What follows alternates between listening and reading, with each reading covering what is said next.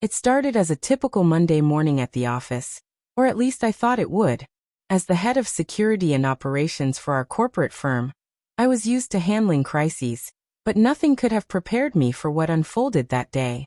The email arrived just as I was sipping my first coffee, subject line crisp, businesslike. Boarding confirmation, executive retreat flight #A742. My stomach sank when I opened it. The list of passengers included names I knew well. Team members, senior executives, and most importantly, the name of someone I had personally warned about the dangers weeks earlier. Vanessa. Weeks earlier, I had discovered irregularities in the data logs she had access to. Files she had been downloading late at night, encrypted folders marked confidential, and unusual communications with outside contractors. I had called her into my office, keeping the conversation calm but firm. Vanessa, I had said, whatever you're planning, it's risky. Don't board the upcoming executive retreat flight until we clarify these discrepancies. She had laughed it off, brushing her long hair behind her shoulder, and smiled in that familiar way executives often use to charm and deflect. Relax, she had said. It's just a team-building retreat. I'll be fine.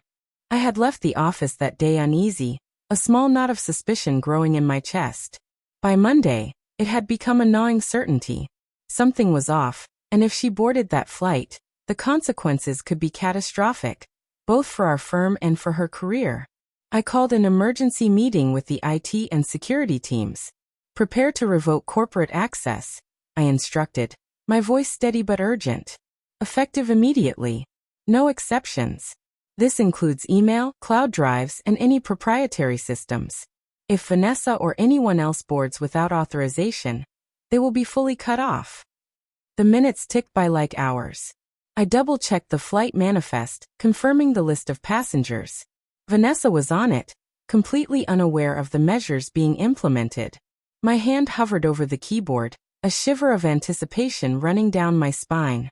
This wasn't personal. This was protocol. This was survival. When I executed the access revocations, I felt the weight of responsibility settle on my shoulders. Every keystroke was deliberate, final.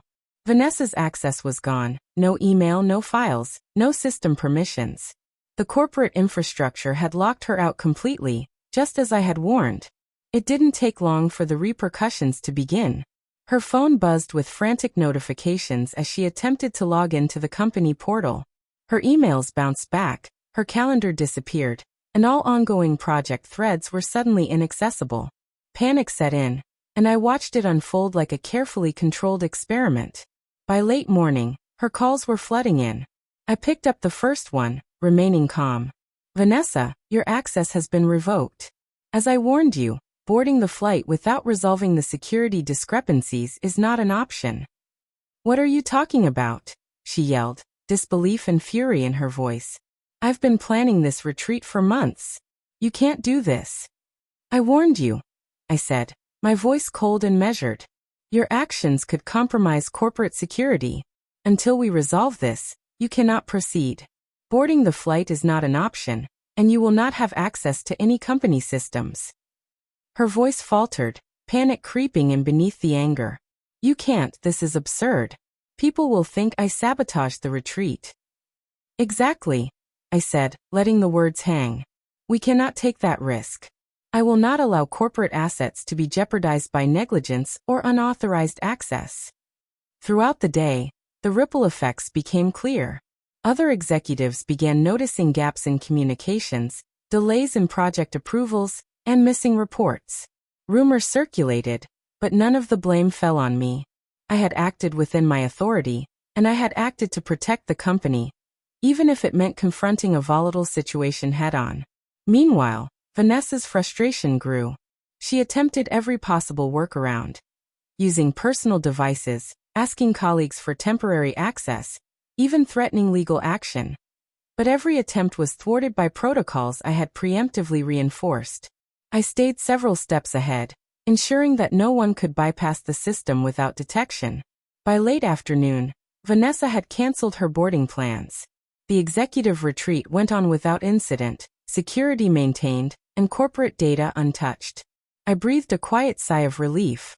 It wasn't a victory in the traditional sense. There were no cheers, no congratulations, but it was a victory in principle.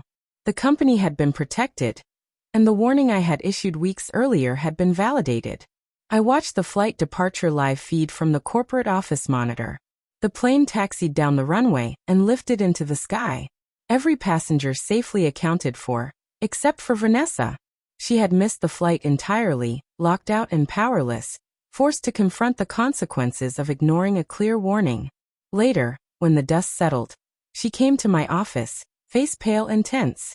"I don't understand why you did this," she said softly, no longer the confident, smirking executive I had seen weeks ago. "You could have just warned me again." "I did warn you," I replied calmly. "Repeatedly. This wasn't personal, Vanessa. It was precautionary. Corporate security is not negotiable." Her shoulders slumped, the defiance gone. I guess I underestimated the risks."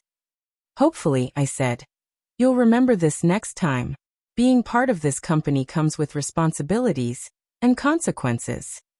In the end, no one outside of our office knew what had transpired. The executive retreat went off without a hitch, the company's data remained secure, and a potential disaster had been averted before it began. And though there was no recognition or applause for the decisive action I had taken, I didn't need it. The fact that we had avoided catastrophe, that corporate integrity had been preserved, was reward enough. As I shut down my workstation that evening, I realized something important.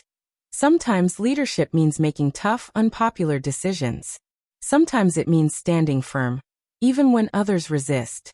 And sometimes it means acting decisively to prevent a crisis before anyone else even realizes there was a threat. Vanessa had learned a hard lesson, and I had reinforced a fundamental truth. Security, authority, and foresight are not negotiable, and those who ignore warnings will face the consequences. And in that moment, as the office lights dimmed and silence filled the space, I knew I had done the right thing.